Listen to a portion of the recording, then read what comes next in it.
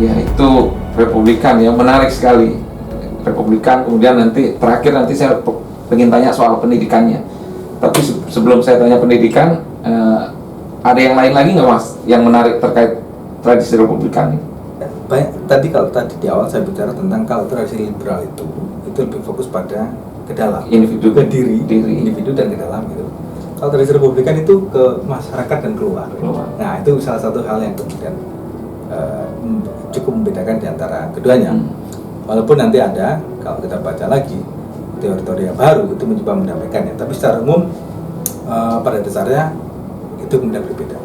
Jadi lebih menekan pada aspek luar. Jadi kalau kemudian kita sering mendengar istilah-istilah tentang jangan membicarakan apa yang negara berikan kepadamu, tapi apa yang kamu berikan pada negara itu. Ada aspek patriotisme di sana. Tapi sebenarnya aspek Republikan juga sangat kuat kan. Jadi bagaimana kemudian kita selalu berpartisipasi, memberikan yang terbaik untuk kepentingan publik, untuk kepentingan negara yang menjamin masyarakat menjadi lebih baik. Aspek-aspek itu yang kemudian sangat kuat dalam tradisi Republikan.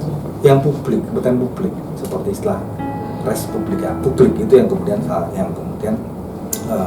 menjadi sangat menonjol. Jadi kepentingan publiknya itu selalu lebih diutamakan dibanding kepentingan pribadi gitu.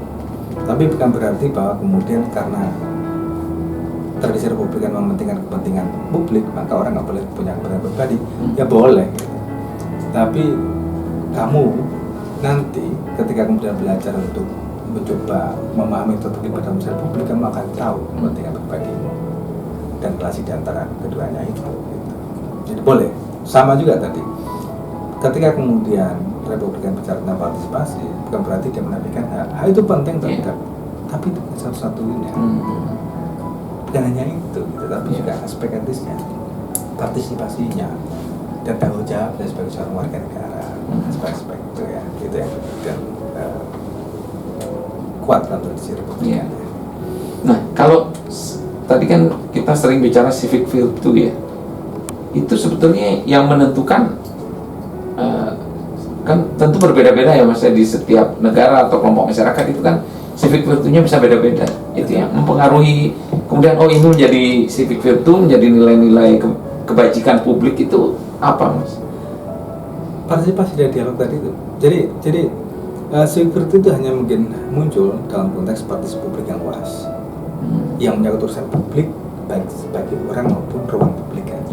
Jadi civic virtue itu adalah nilai-nilai yang kemudian hanya mungkin muncul ketika individu terlibat dalam proses dialog, diskusi, partisipasi. Kalau sudah mereka punya, saya bersepakat dalam satu nilai bersama, common virtue, civic virtue tadi itu. Memang bisa berbeda-beda antara satu negara dengan negara yang lain gitu. Tapi yang namanya virtue itu kualitas yang unggul, kualitas yang utama. Jadi dia itu tidak akan bertentangan dengan kepentingan publik.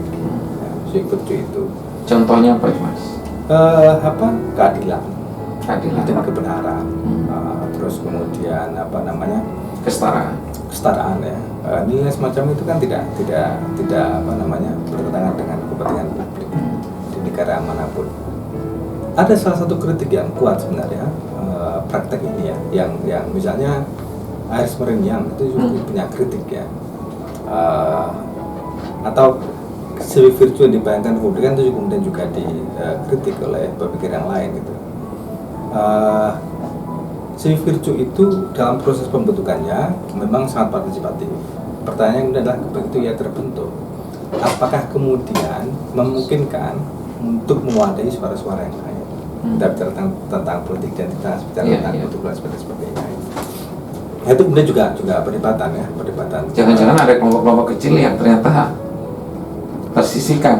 Ya, jadi ketika seperangkat nilai itu terbentuk menjadi civic virtue, mungkin nggak bahwa nilai-nilai yang terbentuk ini nanti menyalahi atau tidak memberi ruang bagi kelompok-kelompok yang lain. Kita ingat masyarakat dinamis, orang datang dan pergi, tumbuh berkembang. Bagi di negara-negara di Eropa atau Amerika yang tradisi migrasinya sangat kuat, misalnya gitu ya, selalu ada kelompok lain yang muncul dan sebagainya. Nah, salah satu kritiknya itu adalah si virtue ini akan rentan tidak mewadai kelompok-kelompok yang lain begitu dia terbentuk menjadi satu nilai bersama. Dari saya gitu ya. Walaupun pemikir yang lain mengatakan bahwa si virtue ya harus selalu dinamis juga. Dia terbentuk tapi kemudian juga tidak kebal untuk dikritik ulang atau dibangun ulang gitu.